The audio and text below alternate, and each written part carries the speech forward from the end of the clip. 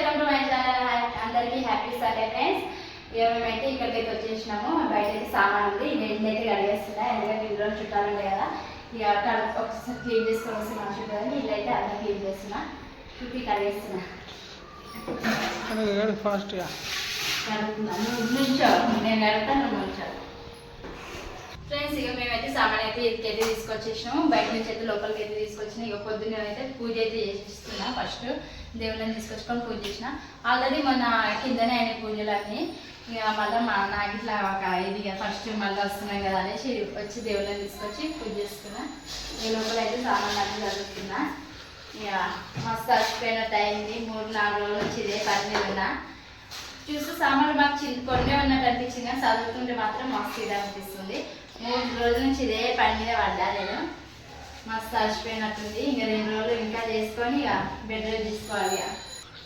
ఇక పొద్దునైతే టిఫిన్ చేసినాం. ఇక అంతే, అన్నం అయితే తినలే. మళ్ళీ ఆయుష్ అయితే ఇప్పుడు తిన్నాడు. ఇక మొత్తం చదువుకునే వాడికి ఇంకా 2 రోజులు పడుతుంది.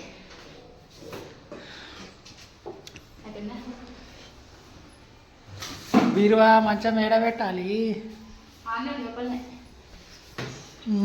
లోపల. ఇంకా పొయ్యి తీసుకురాలి. పొయ్యి ఆన్నే ఉంది మనసక్కల ఇంట్లోనే. మనసక బాధపడుతుంది. అందుకే నేను ఇంటికి ఎక్కువసేపు అని ఉండలేను, ఎందుకంటే ఎప్పుడు అనిపిస్తుంది అని. ఆల్రెడీ అనేది కొంచెం ఇది అయిపోతుంటారా. బీరువా సెట్ చేసి మంచం సెట్ చేస్తే నేను సామాన్ చదువుకుంటా. ఫ్రెండ్స్, మంచం అయితే బీరువా అయితే ఇటు వచ్చేసింది.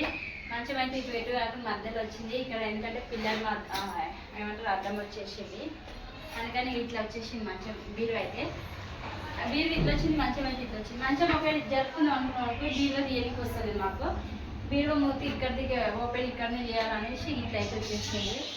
ఎట్లనో వాళ్ళకి సర్దుకోవాలి కదా. జల్లి పెట్టు. నువ్వు చూడు, నాకు దమ్ము వస్తుంది, నువ్వు పెడితేనే లేదు.